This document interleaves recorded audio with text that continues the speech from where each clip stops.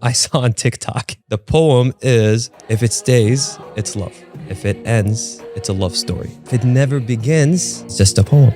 How do you get over someone you never really dated? I think the reason that we get really attached to people that we never dated is the idea that we have of them in our minds. We have an idea of what a beautiful love story with a fairy tale ending looks like, and we can imagine that person taking on that character of the hero in our story. And it's not really our addiction to the character themselves. It's our addiction to the fairy tale. So we're looking at the way we want our life to be, and we see this person, we say, hey, you can fit this character that's going to give me that happy ending that I've always been looking for, and the true love and the wedding and the kids and the this and the that. And as long as you haven't really dated them and haven't really gotten to know them, they can be whatever you want in your mind. Once you let go of the fantasy of who the person is that's coming to save you, and you look at yourself in the mirror and say, you're the one who's saving me, then you stop dwelling on that person that you never dated. You stop dwelling on that crush that you have that you really wish would just notice you, because you're not waiting for somebody to change your life. You can do that.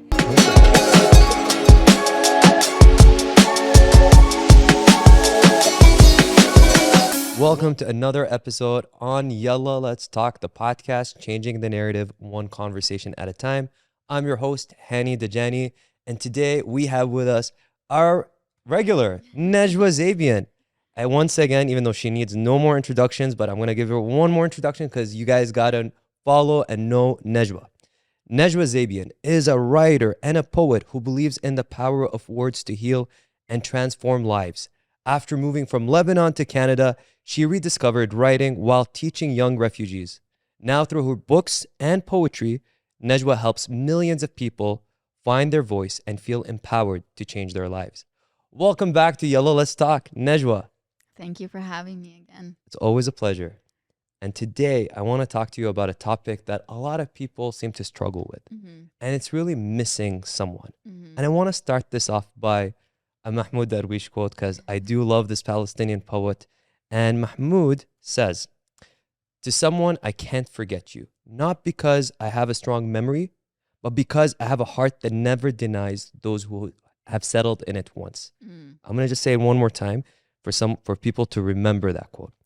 To someone, I can't forget you, not because I have a strong memory, but because I have a heart that never denies those who settled in it once. Mahmoud Darwish.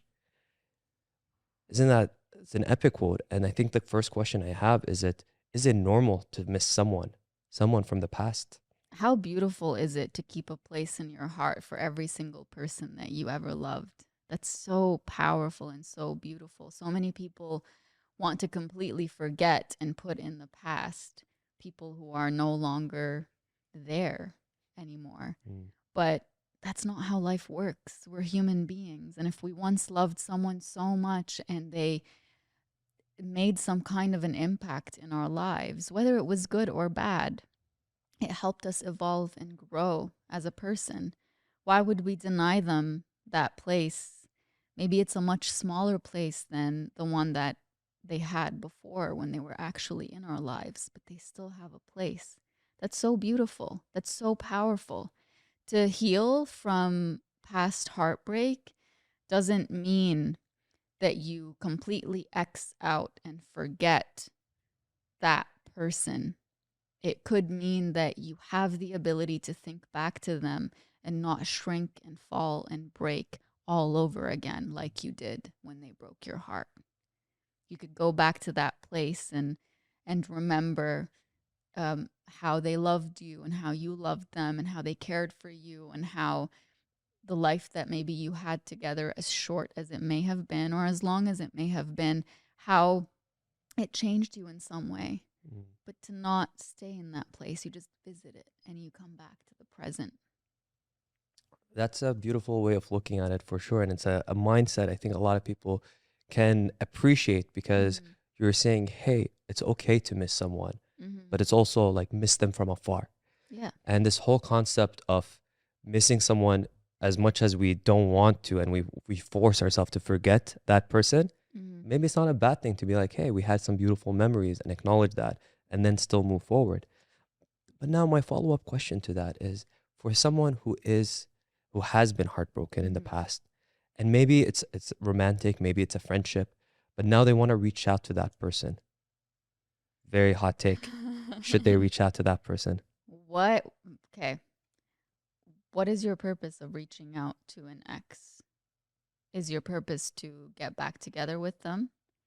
If it is, what changed from the time that you were with them and whatever it was at the time that caused the breakup? What changed from then till now? Because if nothing changed, then you're repeating the same story. If you're reaching out to them from a place of weakness, then you're going to end up in the same place you ended up in the past with them.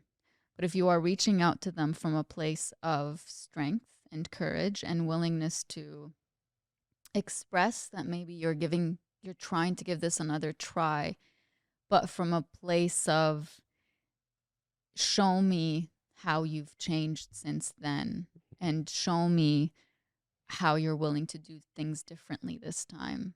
That's different. If that's your intention, go for it. But also make sure that you're not reaching out to an ex only because you feel like you can't live without them. Because then that means you're coming from a place of weakness.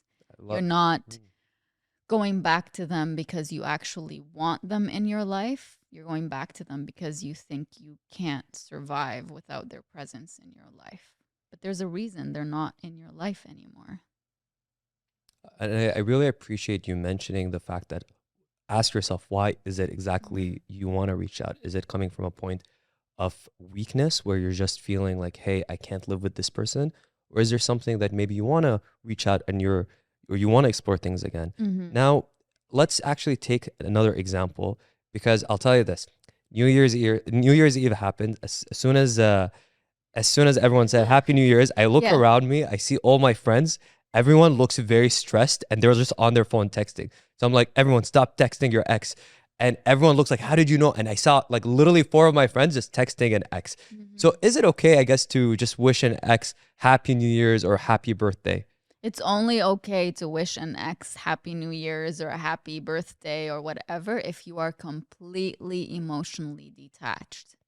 If there is a hint of, if they don't respond to me, I'm going to be really upset. Or if there is a hint of hope within you that they're going to respond and things are going to be rekindled, but you know deep in your soul that they are not good for you, don't do it. I've sent a text before when I really, truly was emotionally detached and I didn't get a response, and it literally didn't mean anything to me because my focus was on what I had to say and making sure that I said how I felt and that I apologized for a way that I felt I really overreacted.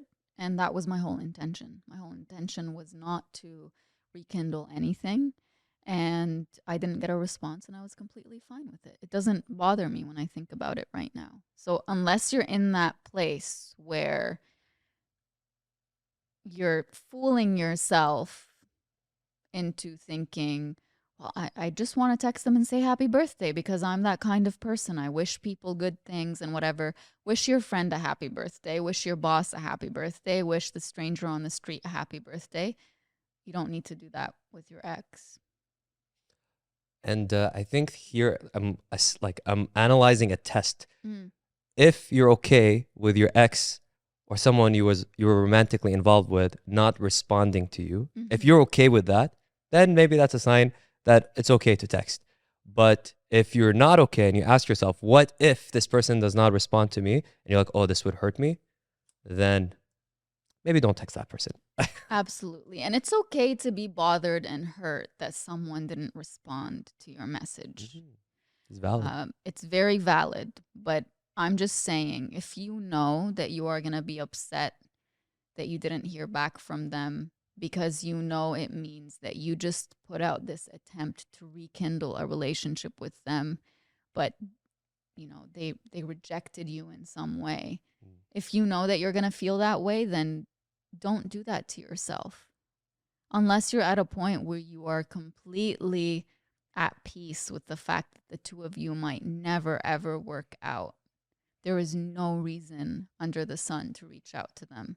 If you have kids together, of course you have a reason to reach out to them. Maybe not to wish them a happy birthday, but if there's no reason for you to keep contact with somebody from your past, especially if it's someone who really hurt you or the two of you were just not good for each other, then don't make a reason. You know, birthdays come and go and New Year's come and go, and they're just an excuse that sometimes we use to reach out to say, well, I have an exception because it's New Year's, or you're hurting yourself. Why would you do that? Yeah.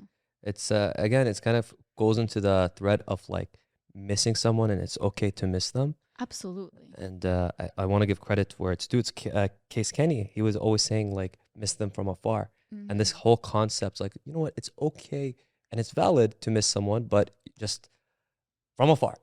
Missing someone doesn't mean that they belong in your life. And missing someone doesn't mean that you can't live without them. Miss them and acknowledge that that's a feeling you're feeling towards them. But the feeling is going to go away. You know, there's that saying and visual that feelings are like waves. Like sometimes they'll go up and you feel like you can't really survive without doing something about this feeling, but then it's going to come down and everything's going to settle again. It's the same thing with missing someone. You might really miss them and feel like you really have to send them that message, or oh my goodness, what if they are dating somebody else? What if they fell in love again? I really need to do something about it. The right relationship for you will never have you fighting for that person, especially if it comes to them choosing you over someone else. I love that. And I like the fact that you kind of visualize it as well. It's like, it just trusts the process. It's going to be, maybe you're feeling it, and right now that feelings are intense, but trust that time will heal and you will slowly be able to just have a birthday or New Year's and not feel the need to wish them. And now there's a question that I always think about, because we're talking about healing and getting over someone. And we also acknowledge the fact that it's okay to miss someone from afar. Yes. But how do you know if you're really over someone if you still miss them? And you can still be missing them from afar. You can be over someone completely and still miss them. There's nothing wrong with that. The way that you know that you're not over someone is if it hurts you to think of them being with someone else. Does it hurt you to think of them no longer loving you? Does it hurt you to think of how it is that they think of you and what they say about you? And as long as you have that emotional attachment to them, then you're not completely over them. The only way that you're over someone is if you become indifferent. You know how they say the opposite of love is not hate, it's indifference. And so to be out of love with someone means to become indifferent in a way. Could you have moments where you think back to the really good times and you kind of daydream about what could have been? Absolutely, that's part of being human. We all sometimes visualize certain things that maybe just aren't meant to be in our lives. Sure. But when you really sit with yourself and when you're in your most calm and stable moments and you think back to them, if there is 1% of you that says, I really want that person back in my life, or it really hurts me to think that they might be building a relationship with somebody else, then you're not fully over them. And what I liked about what you mentioned right now is the fact that it's okay to miss someone and have those reminiscent feelings, but it doesn't mean you still want to be with that person. And I think for a lot of people, especially I'll speak for myself, is that sometimes when I do think of these things, I'm like, hey, maybe I still do have feelings, but I don't. And it's kind of like, it feels liberating to know that that's the reminiscing feeling and thinking about like those good times does not necessarily mean that, hey, I still like that person. So sometimes it's kind of like they say, question your thoughts Yeah. and analyze them and being like, is it actually true? Yeah. Missing someone, like I said, missing someone doesn't mean they belong in Yeah. your life. Missing someone doesn't mean that you want them back in your life just because you have that feeling of, I miss them. You know, sometimes I miss a certain ice cream flavor that I used to have when I was a little kid. It Mhm. doesn't mean that if you were to put it in front of me now, I would like it. I think I remember the feeling of what it felt like to eat that ice cream. Mhm, mhm. It's the same thing with certain people in our lives. I once wrote, I don't miss you. I miss the person I thought you were. I did not love you. I loved the person you pretended to be. Ooh. Sometimes we miss people not based on who they actually are, but on the image that they showed us and the image that we wanted to see in them. And sometimes we never really loved them. We loved the version of them that they wanted us to see. So when you find yourself missing someone, ask yourself if you are missing the person that they actually are, that they actually showed you they were by the time the relationship ended. Or are you missing the times when you were like blindfolded and trusting them blindly and seeing them as a projection of the person you really believed that you deserved? And they convinced you that they were that person. Yeah, no one talks about that enough because it's you think you know someone and then they show you the real colors. Or maybe it's not that they show you the real colors, you start seeing them in a different perspective, and then that image of how you got to know them or see them does not Mm-hmm. align. Yes. And it does feel like this uneasiness because Mm-hmm. who knows, maybe they've always been like this, but you just have perceived them now differently. Mm-hmm.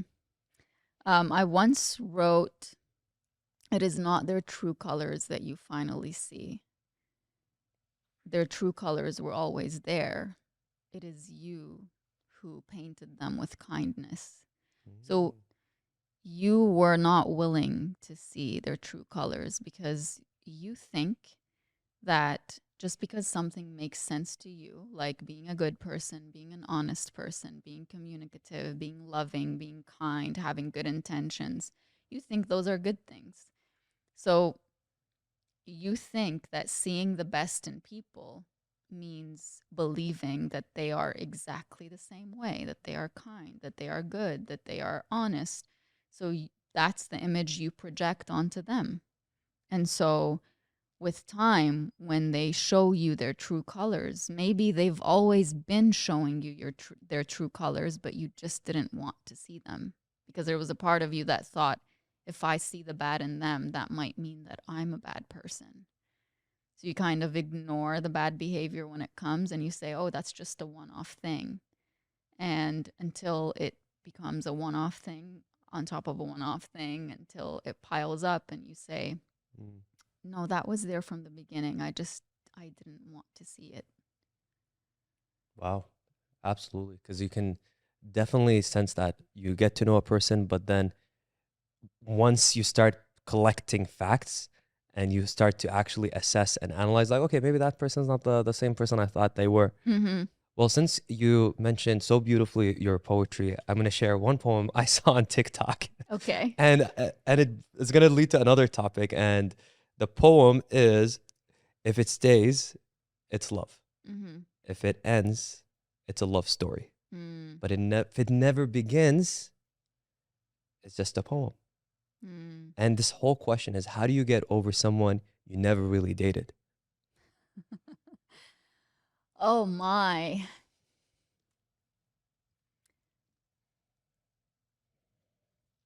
I think the reason that we get really attached to people that we never dated is the idea that we have of them in our minds. Like, we have an idea of what a beautiful love story with a fairy tale ending looks like. And we can imagine that person taking on that character of the hero in our story. And it's not really our addiction to the character themselves, it's our addiction to the fairy tale. So we're looking at the way we want our life to be, and we see this person, we say, hey, you can fit this character that's going to give me that happy ending that I've always been looking for, and the true love and the wedding and the kids and the this and the that. So your addiction isn't to who that person is. It's the fact that you want them to fit into that part of your life. And as long as you haven't really dated them and haven't really gotten to know them, they can be whatever you want in your mind. So you will always visualize them to be a lot bigger than they actually are. It's kind of like that meme that you see with a cat looking in the mirror and it sees a lion. Like, Mm.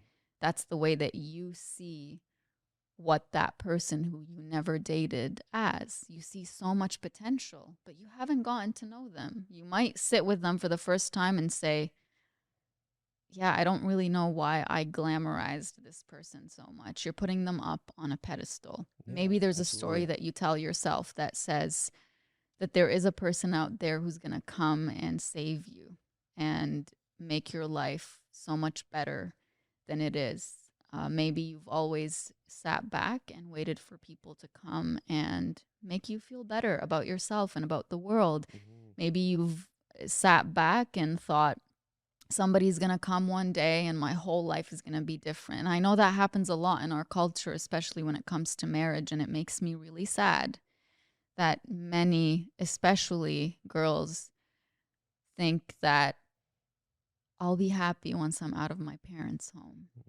You know, so why don't I just aim to get married so that I could leave and then I'll be happy? And it's like you're going out of one house into another one that's probably going to be exactly the same. But you don't know that because you just lived in your head all these years thinking it's going to be so much better. It's going to be so much better. And then you meet this person and you don't really get to know them because you're focused on leaving where you are and being saved and having someone provide for you a much better life.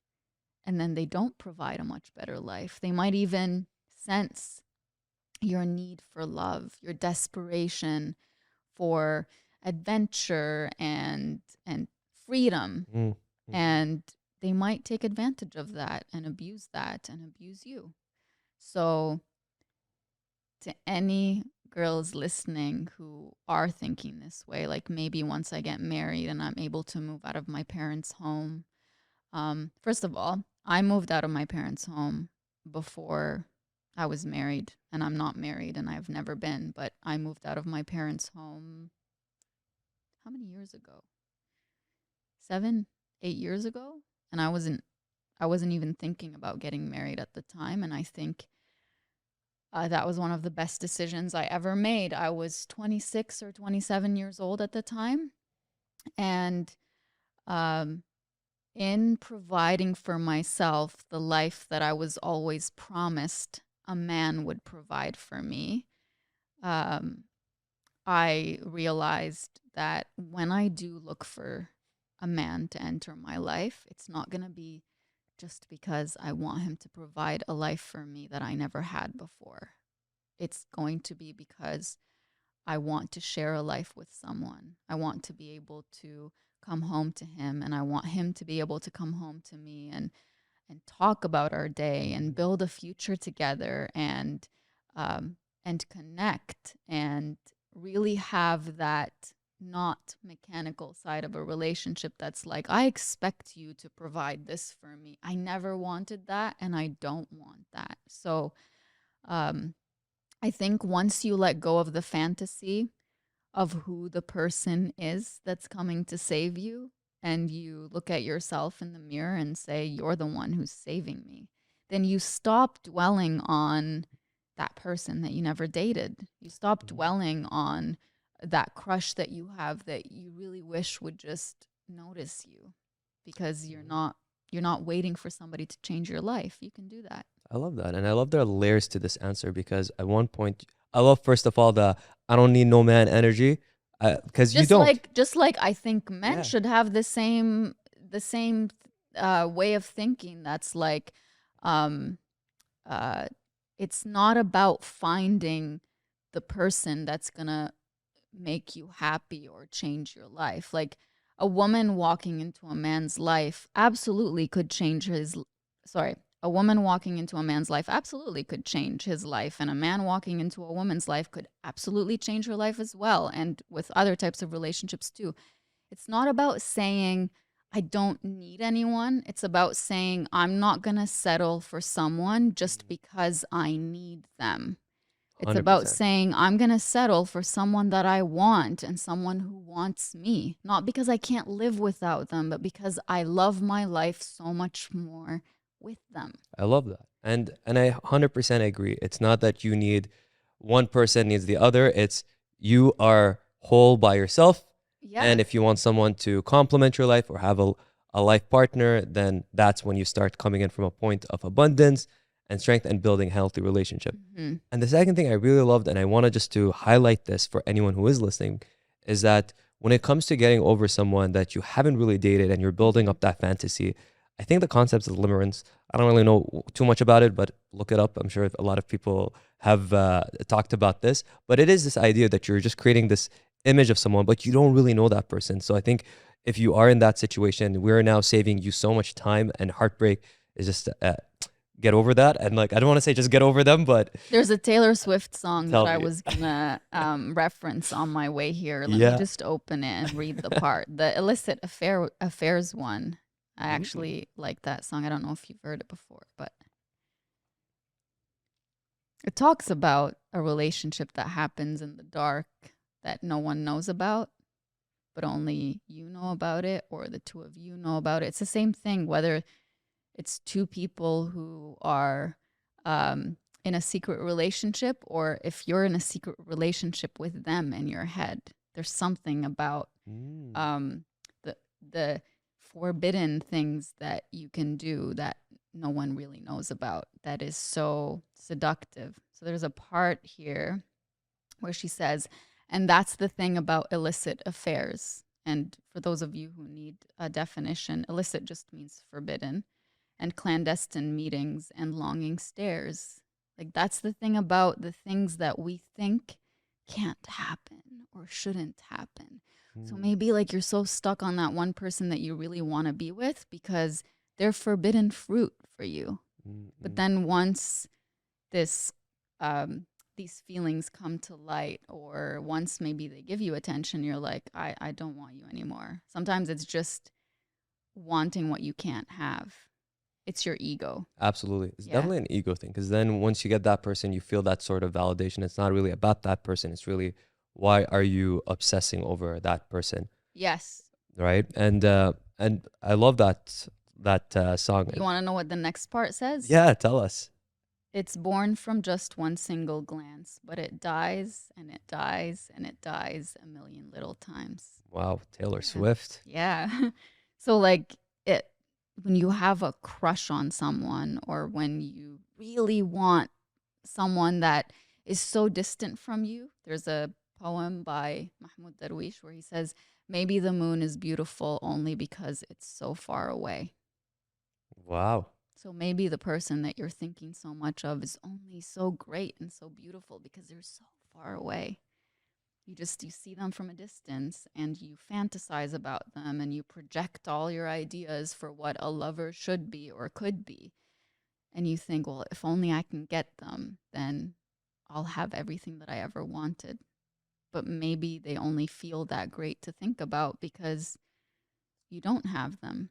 And that's another thing about relationships that I want to talk about is that people work so hard to get into the relationship. And then once they're in it, they just stop working. They stop putting any effort. They stop trying to get the love of the person that they're with. It's like I got you. And then, okay, what's the purpose of getting me? What is the purpose? It's feeds their ego. Yeah, healthy relationships are about I'm not saying constantly being in love or constantly putting in effort the same way that you did at the beginning, where maybe you're like 20 minutes early to a date and you always show up with a flower or whatever. I'm not saying that that's how relationships should always be, but the changes that happen in a relationship shouldn't be a change in the person's character. Like they showed you that they were kind and respectful, and then once they got you, they're the complete opposite. That's not a change that happens in a healthy relationship. That's a, you've been manipulated. You've been maybe love bombed. Maybe you've been fooled. And a lot of people don't want to admit that they've been fooled, and they'll stay at the circus for as long as it takes because they don't want to admit that they walked into a circus and they ended up with a clown. But Wow, is that another Taylor Swift song or is that maybe. the No, Najwa I just Zebian made original? I that love up. it. I just made I that love up. that. Yeah. It's I people don't want to admit that they've entered into a circus and they just have discovered a clown. Yes. Wow. And Because absolutely. because we think that if we choose a person who turned out to be manipulative and toxic and bad, that it's a reflection on us that we picked them. But it's all a diversion from the responsibility they need to be taking for their own behavior. You didn't walk into a relationship thinking this person is toxic. You didn't walk into a relationship thinking this person is lying to me. They were choosing to lie to you, and you were choosing to believe them. And that shows a part of you that really trusts people, and that's beautiful. But you go around that and you say, no, I was dumb. Like maybe instead of saying I was dumb, you say, I was very trusting and they turned out to be not who I thought they were. Like you can change the language that you use. You're not dumb for falling for someone's games. They were just that good of a player. Wow. I like I didn't that. rehearse any of this. It just comes. Amazing bars. Yeah. I was like, Najwa could be a songwriter. Yeah. Add that to the list. Yeah, I can be. A Yeah. 100%. And just actually on that topic of heartbreak and getting to know people. Now let's assume you Mhm. are dating Yes. and you're not fully healed from a previous heartbreak. Mhm. Is it ever okay to build a relationship where you're not fully over an ex? Absolutely.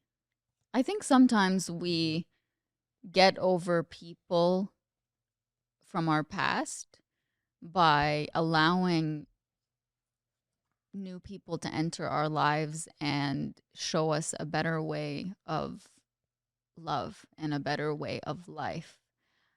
Sometimes a person might really struggle with letting go of an ex because they haven't given themselves permission to move on and try being with other people. You can't expect yourself to be perfect at everything and say, okay, I got out of this relationship. I'm going to take as much time as I need to fully get over that person and then I'll move forward. Like, and then you might take 2, 3 years off of dating and then you start dating again and you're like, oh, I still miss that person.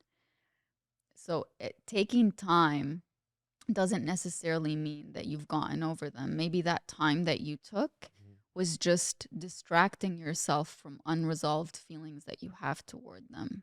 So And I don't think if you enter a new relationship and you still are in love with your ex and your intention is to just distract yourself, don't do that because you're going to hurt the new person in the process.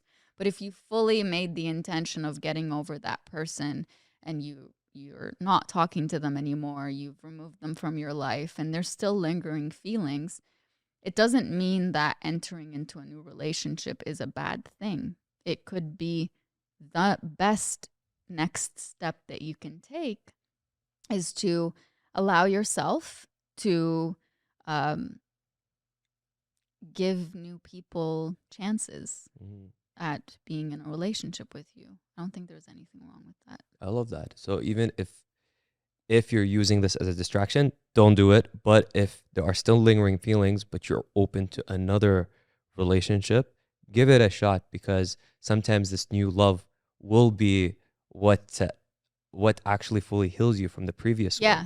You know how we say love people, use things, Mm. right? Mhm. Sometimes we love things and use people. If you are distracting yourself from lingering feelings that you have for an ex by forcing yourself to go out on dates, and all you're doing is very consciously using new people to take away from the loneliness that you're feeling, then you're using people. You don't want You're to not use people. actually engaging in trying to love them or trying to have them love you. You have this pain inside of you that you're just looking to soothe, Mhm. and you're using people to soothe that pain. There's a difference between consciously dating and saying, I was in a relationship for 10 years that was really bad for me, that I completely forgot what it's like to sit at a dinner table with someone and have them be interested in me and have them ask me questions. And there's nothing wrong with having that intention. But if you say, I'm going to go on a date and take pictures and post them on social media so I can show that I'm moving on with my life, then you're not doing the healthy thing. You're completely dismissing this new person that you are going out on a date with, and you're not thinking of how your behavior is affecting them. Do you have any advice for this new person to Mm. be able to assess whether the person they're dating is over an ex or using them as a distraction? Um, I think you can very quickly notice whether someone is using you as a distraction to get over someone or whether they genuinely are interested in getting to know you, because they will ask you questions instead of just talking the entire time. They will uh, ask you about what your preferences are in a relationship. They will ask you about things that show who you are as a person, instead of spending time talking about all the things that they don't want in a relationship or all the things that have hurt them in the past. You can easily tell if someone's using you to get over someone. The entire focus of your connection with them is going to be on them. Mhm. And you will feel like they are not interested in you because they simply aren't asking any questions. They're not asking you follow up questions. They're not showing you that they're curious about you in some way. And honestly, It's obvious. even if they are over their ex and they're not asking you questions or follow It's up a red questions, flag. Yeah. 100% red flag. So Yes. here's your answer either way. Yeah. And also, another thing is, don't put too much pressure on yourself to figure out from the beginning if a person is entering a relationship with you or dating you, um, 100% because they are interested in you. I think when you put that pressure on yourself, then you're always going to be watching and you're on edge and you're not really giving yourself permission to be vulnerable. You're just looking for signs that maybe they're fooling you. Don't put too much pressure on yourself. Sometimes you need to just let things be and say, if this is really meant for me and if this is really good for me, then it'll grow and evolve, and I will know that they are interested in me. I'll know that they want to be in a relationship with me. But if right from the beginning you're like, I really want to make sure they're in this for the right reasons, maybe they don't even know what they fully want at that point with you, because they are also trying to get to know you. But if you're always going to be on edge and watching them, they're going to notice that you're just trying to protect yourself. And that's also going to make them put their guard up. So I love that advice, especially for people who do have anxiety when it comes to dating and relationships. Mm-hmm. So sometimes, they build this narrative in their head, whereas just, take a step back, Mm-hmm. lower your expectations and just enjoy getting to know this Yeah, person. never lower your expectations. I would never say that to Okay, somebody. baby, don't lower your expectations. Thank God we have Najwa Zebian as a relationship expert to adjust this. So maybe not the right wording isn't to lower your expectations, but what I meant by lowering the expectations is lowering expectations for yourself. Like, could this Yes. person be my person, as opposed to just like, I want to get to know this person. Yes. But now you mentioned that don't necessarily ask those questions in the beginning. When is it a good time in as a relationship progresses to start asking those questions and to start being more aware of this situation? Asking questions about like exes and things like that. Absolutely, yeah. Mm. Like, when should someone start bringing up the topic of exes?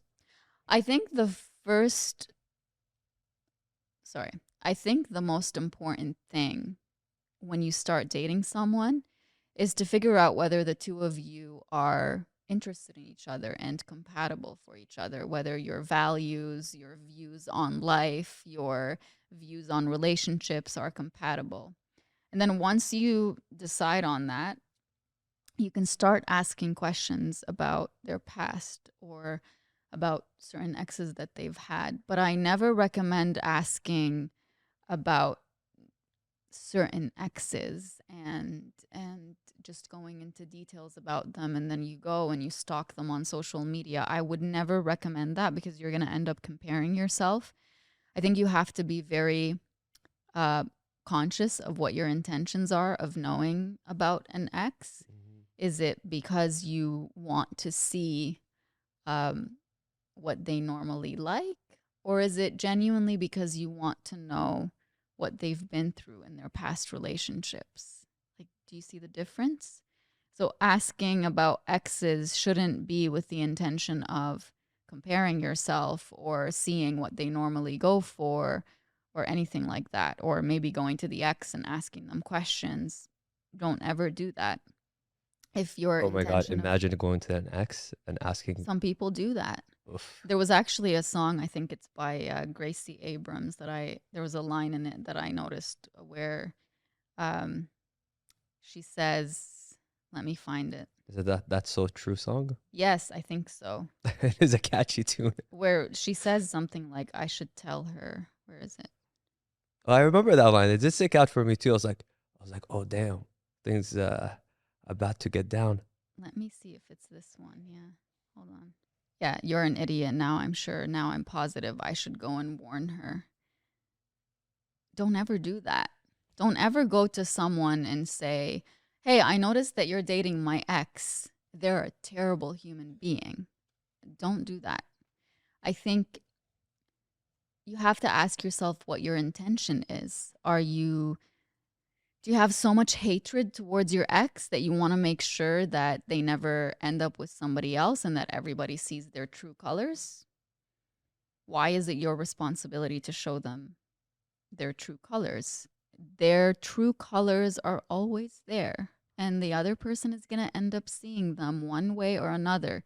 It is not your responsibility to tell another person, hey, be careful, look at what they put me through. And even if you do that with the best intentions, you say, I really don't want you to go through what I went through, 99% of the time, this person that you're trying to warn has not even seen 5% of what you've seen, and they will look at you like you're the crazy ex, and they will say, you're just trying to ruin my relationship.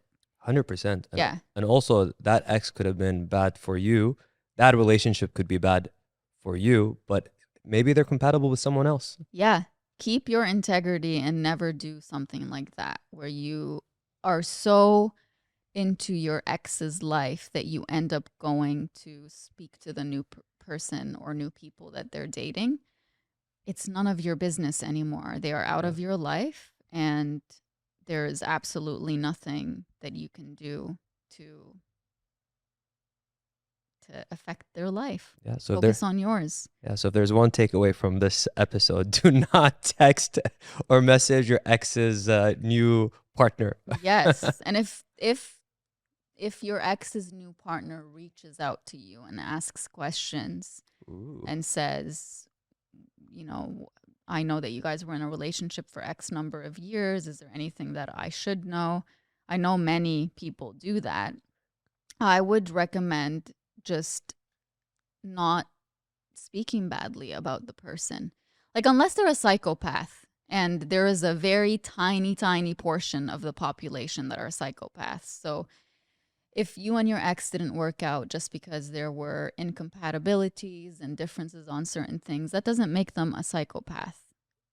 The way that you speak about people should never be in the, you're describing them with words. It should be that you are talking exactly about what they did or what they said. There's a difference between saying, this is a cunning, a manipulative liar versus saying, you know, I found out that they lied to me about a, a child that they have that they just never mentioned. Hmm. And then the person that you're talking to can make up their mind. There's a difference between describing someone with really big and malicious words versus saying what they did. You know what? I just remembered there's actually a Facebook group in Toronto that has pictures of all men Have we in dated Toronto. or And are we dating the same guy? yeah, and Yeah, they it's post pictures everywhere. and everyone chimes in. Yes. So, what advice do you have for someone who's dated someone in the past and maybe it wasn't a good relationship? Should they chime in on that Facebook group? Again, there's a difference between going in and seeing a picture of your ex on one of those groups that are like, are we dating the same guy? And just describing them with words and saying, you know, they're a narcissist, they're this, they're that. Don't do that. If they genuinely did something bad to you, like I once saw a girl wrote that an ex of hers that was posted in one of those groups. She wrote, he took $5,000 from me and Awesome. didn't pay it back. She could have said, he's a thief, he's a criminal, he's this, he's that. And she would have come off as, you know, she's still like really emotionally attached to this person or what he did to her. But she didn't say that. She said, this is what he did. And so now everybody reading could make up their own mind. Obviously, in their minds, they're going to say he's not somebody to be trusted. He will take Mhm. advantage. But your language should always be about what the person did. Like, imagine that you might be sued for defamation of character. When you speak about what someone actually did, you're not defaming them, you're It's the telling the truth. truth. But when you describe them with words that you don't back up with actual evidence, then that could be considered defamation. Yeah, so you have to be careful as Yeah, even on these Facebook groups. And as a lawyer, even though I'm a corporate lawyer, I have seen these cases come up, and sometimes Facebook groups and Facebook comments are used as evidence to back it up. absolutely. So be So, very careful on what you say on social media. mhm. Now, I want to just move on to the last segment, which is melodies and mindsets with Najwa Zebian. Even though the whole entire episode Yeah. we've been Yes. talking about different songs, and I want to go into one song that I know that's been popping in the charts, "Cry for Me" by The Weeknd. Mm. I don't know if you've heard it yet, but he says, "And I hope you cry for me like I cry for you every night for you. Take it easy on me, baby." He says it with a much nicer voice. But if someone is still crying over their ex after months or years, what advice do you have for them? So, just to kind of rephrase this to make it a little bit shorter, Mm. if someone is still crying about their ex, what should they do? What can they do? Remember that the love of your life isn't someone that you will be crying over year after year after year. The love of your life would be sitting next to you if they were the love of your life.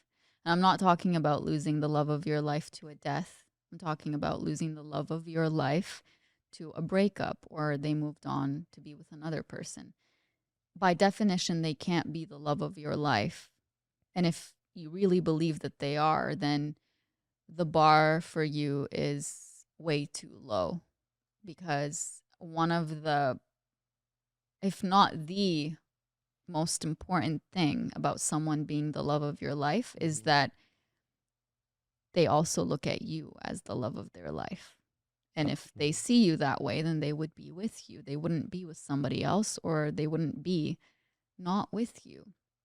Maybe you're addicted to the past and maybe you're addicted uh, to pain and you're addicted to rejection and you keep that addiction going by constantly crying over them and missing them and feeling rejected by them over and over and over again. It's a real thing.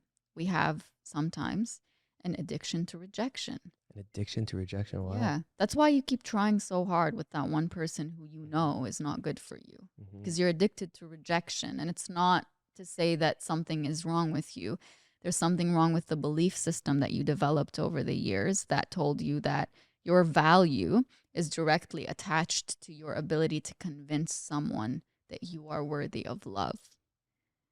So I that like if you're that. able to figure out when in your life you started learning that and when in your life you started developing that belief. And most people will go to a story from their childhood that seemingly means nothing, but that was the moment that they learned that their value is based on someone else choosing them, a parent, an adult in the family of some sort.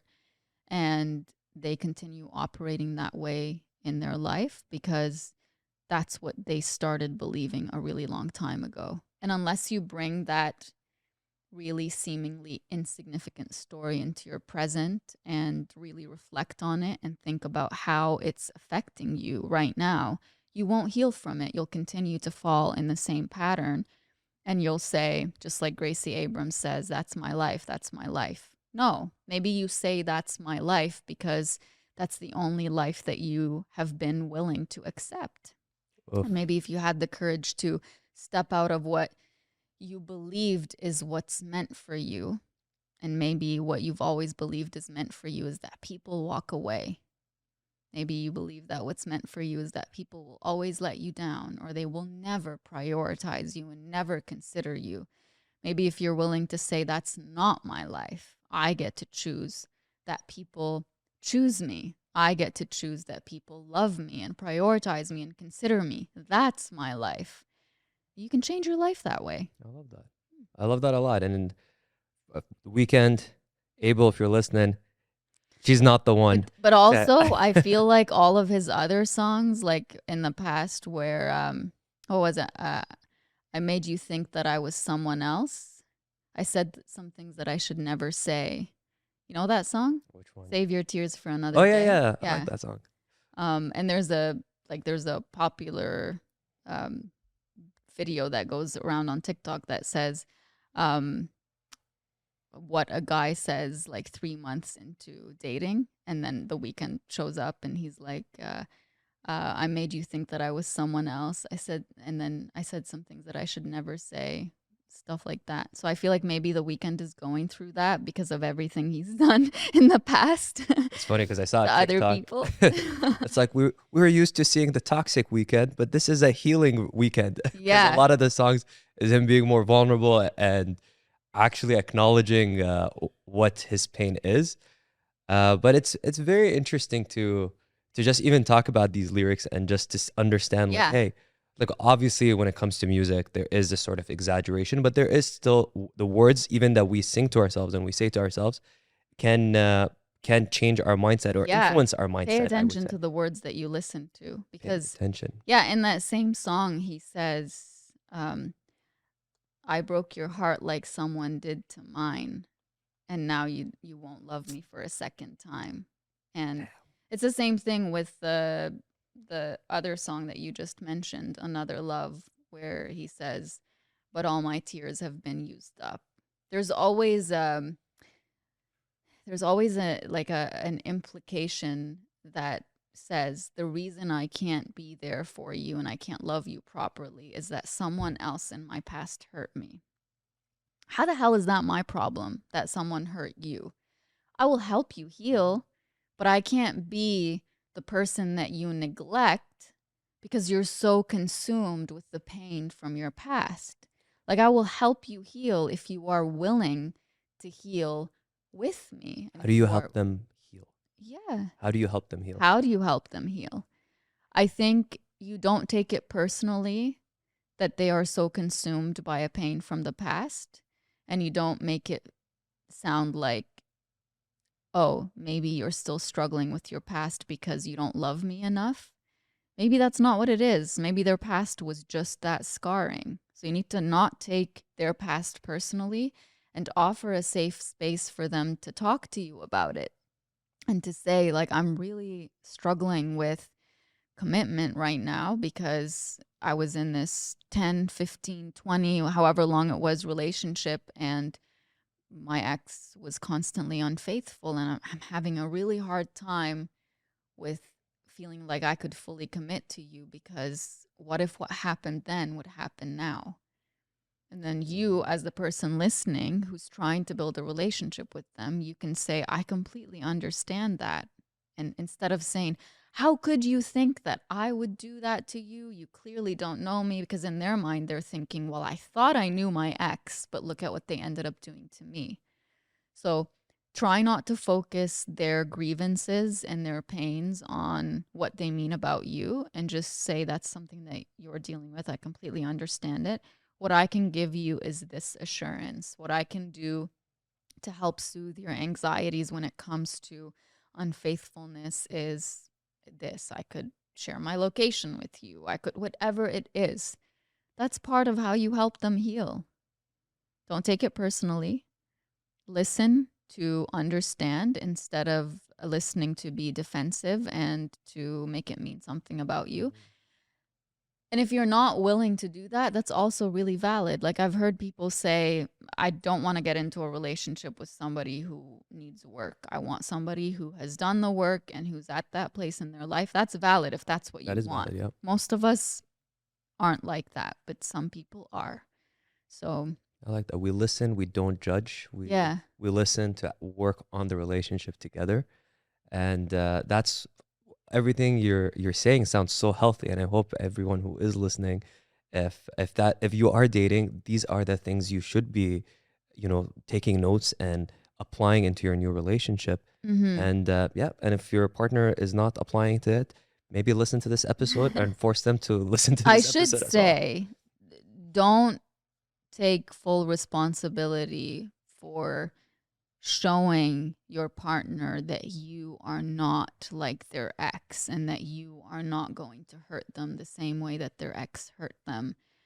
Don't think maybe if I show them enough, they will trust me. Like that's Mm, going to be very exhausting for you.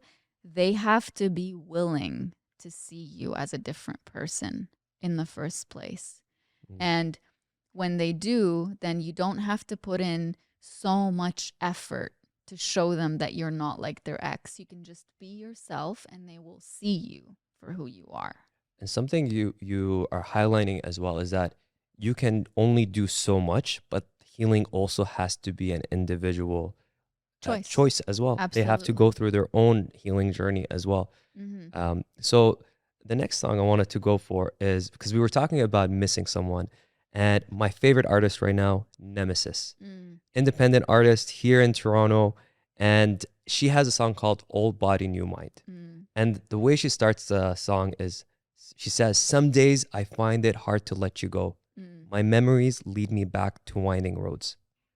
What should you do on days when you are triggered and you are missing that ex or missing that person? Miss them. Go down that winding road and go down the path that says this is the life we could have had and this is the future we could have had and this is the path we went on, and look at how beautiful it was for as long as it was. But then that road has to come to an end at some point. You have to turn your car in your mind back around and come back to the present and say, but that's not the life that we have anymore. Part of grieving someone from your past, whether it's an ex or someone that you really loved, a friend, a family member, is being able to allow your feelings for them within you to be accepted by you. And to say, just because I'm going down that path in my mind, it doesn't mean that something is wrong with me. It just means that they meant that much to me, you know? So Mhm. go down that path, miss them. Uh, revel in the idea of what could have been, and then remind yourself, snap yourself back into reality and say, but this is not where we are anymore. And I deserve so much more and so much better. And I deserve to go down new roads with new people who are good for me and who love me and care for me in the way that I deserve. I love that. And thank you very much for sharing. And you mentioned about grief. And I know in your book, The Only Constant, you wrote about grief. Would you mind Yes, sharing of something in that course. book? I should preface this by saying that when I wrote about grief, I started writing about the time that I lost my grandma. Allah But yarhamha. so that's what I had in mind. But when you listen to this section about grief, it should apply to any person that you lost in any way. So close your eyes and just listen. Grief is like a big tide that pulls you in, and for a moment you feel like you and this reality cannot coexist. That accepting that loss is simply out of the picture. It's impossible. A part of you feels like accepting it will make it real. You feel like you're going to drown in the dark ocean that this tide is pulling you into. So every part of you is fighting to go back to the place where you didn't feel this way, and the more you fight, the harder it becomes to get back to the surface. The real answer is to just let the tide take you wherever it takes you. If it wants to take you to a place where you live in the memories as if they are happening right now, let it. If it wants to take you to the place where you're sad because you're missing the memories, let it. If it wants to take you to a place where you imagine how you're going to honor them throughout your life, let it. I know it's scary to do that because there is 0% of you that wants to live in a world where the only way to have that person there is by honoring them instead of seeing them, hearing them, or holding them. If you find yourself resisting that place, know that there is no judgment for that. It's not wrong to have a hard time accepting loss. Even the period of time when you're in denial of their loss is an expression of love toward them. Don't allow anyone to dictate how long or short your grief should last. Love doesn't work that way, and life doesn't work that way. You may grieve this person for the rest of your life, and that's okay. When you run away from grief, you push the parameters of what you need to heal. You create a bigger circle of grief around you because what you're running away from is within you. It's not like there's any place in this world you could go where the reality of the loss of someone just doesn't exist. To get to a place where you can escape the acceptance of that reality, you take on behaviors that temporarily distract you from that reality. That's why you feel numb by spending extra time at work, creating to-do lists for all the things you feel you need to do to get your life in order, making sure you always have plans so you feel like you know what you're doing, and so on. Some of us go numb by using alcohol and drugs. Some of us go numb by seeking comfort in people. Some of us go numb by pushing away every person who loves us. We obviously don't do this out of not wanting love, but out of fear that they will truly see us and our pain. Because when we are seen for who we are, there is the potential that the ugly parts of ourselves are exposed too. And instead of focusing on shining all the other parts that need to feel seen by and connected to others, we protect the whole of ourselves from being seen altogether. It just feels safer to do so. Grief doesn't wait for the right time to visit us. It comes when it comes, and it's our choice to welcome it or not. But as long as we don't welcome it, it will continue to knock until it is able to walk in, sit with us for a while, and then perhaps move into another room in our home. Then it might move out and visit every so often. But by not allowing it in, we are building a protective shield that hinders our acceptance of reality. Wow. Thank you so, so much for sharing that. Thank you for listening. Yeah, and this whole idea of what I understood from this is that to really sit with your emotions and let the Mm-hmm. tide take you wherever that is. Because you're right, a lot of us do get numb in whatever way we choose to numb that pain. But sometimes the best thing you can do is actually just sit with those emotions and process it. Mm-hmm. Thank you. Yes, of course. Yeah. There's a thing right now that everyone's talking about on TikTok where they say just crash out. You Mm, know, I think part of healing is showing that you care, like showing that someone really hurt you and showing that, yeah, you know what? I do miss you. Maybe you were a jerk to me, but I do miss you. And there's nothing wrong with that. You meant something to me at some point. Like, just be vulnerable. There's nothing wrong with that. Stop feeling ashamed of having missing feelings towards someone that wasn't good to you or that hurt you. Like, that's not the part to be ashamed of. That the fact that you're human, the fact that you were able to see a really good part in someone who maybe wasn't that good for you. Once you stop resisting those very natural and human feelings that come to you, you're going to be able to move on because instead of saying something must be wrong with me for missing someone. Like there's a part in Love Island USA, I'm not sure if you watched it last year, where uh, Leah goes, you know, I know he's bad for me, but I really want him. And then she says, I should go home and go straight to therapy.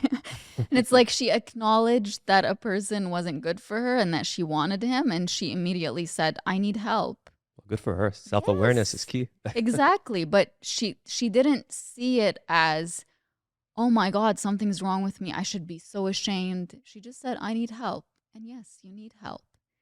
But it doesn't mean that uh, having that tendency or wanting that person means that something is wrong fundamentally about you. There's something within you that needs to heal, and you can seek help to heal it. I love that. I love that because again, it's never about that person, whether Mhm. it's this person or another. It's what's making you attached to that person, and Yes.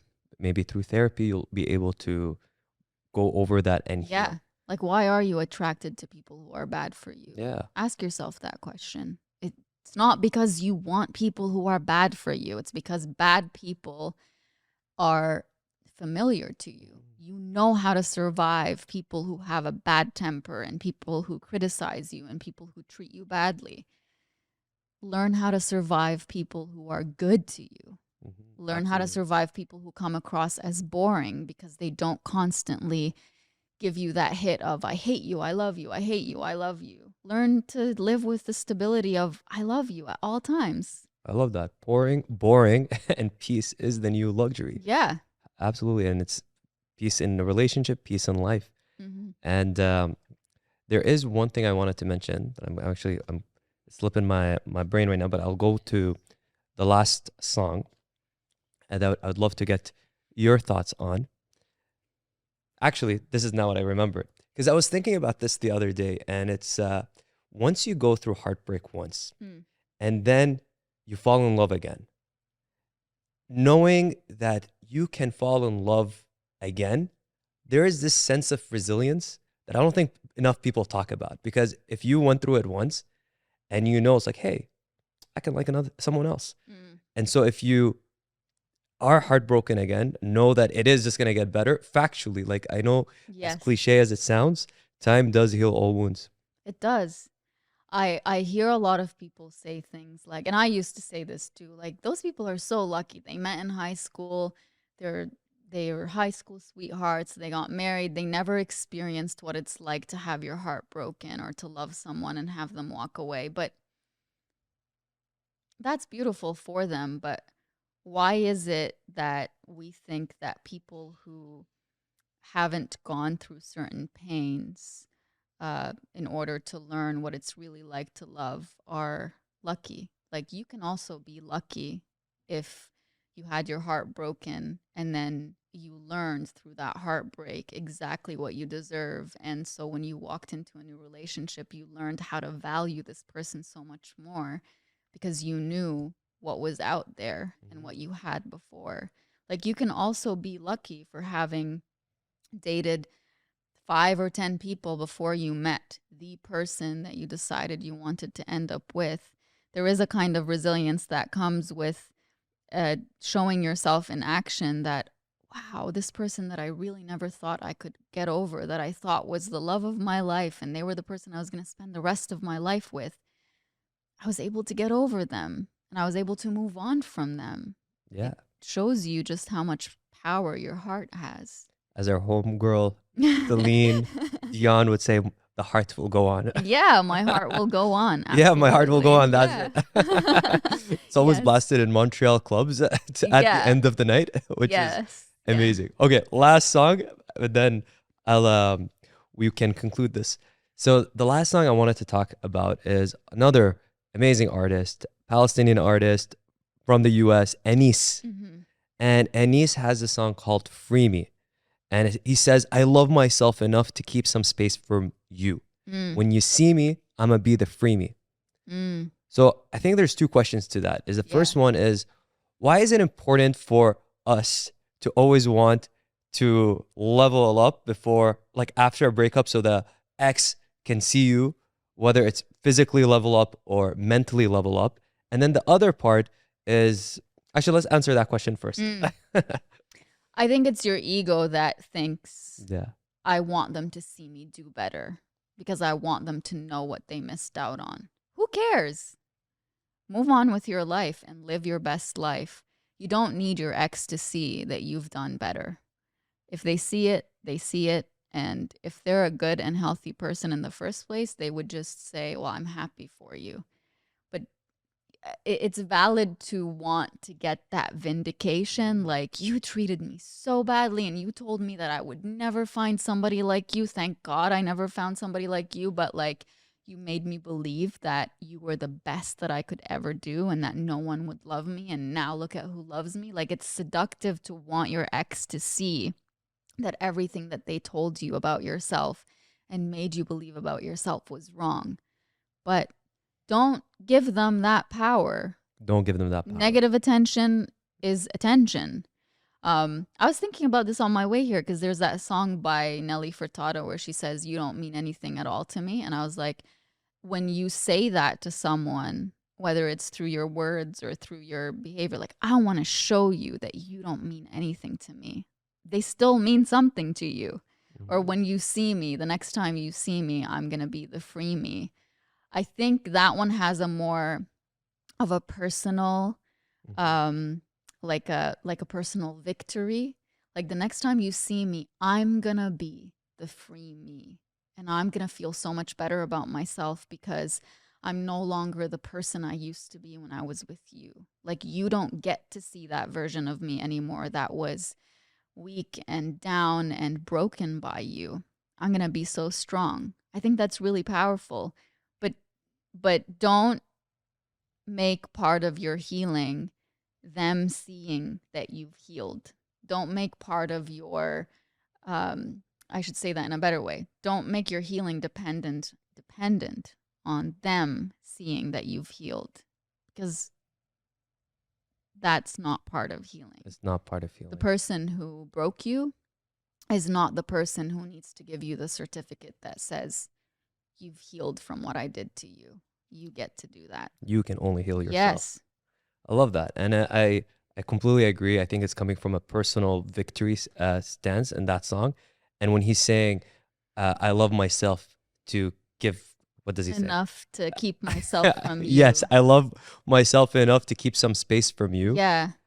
I love that line because it really shows and reiterates that strength could be putting boundaries, breaking up with someone, moving on. That could be an act of self-love as well. Absolutely. Yeah. Najwa, I want to thank you once again for coming on Yalla Let's Talk and blessing us with your healing words.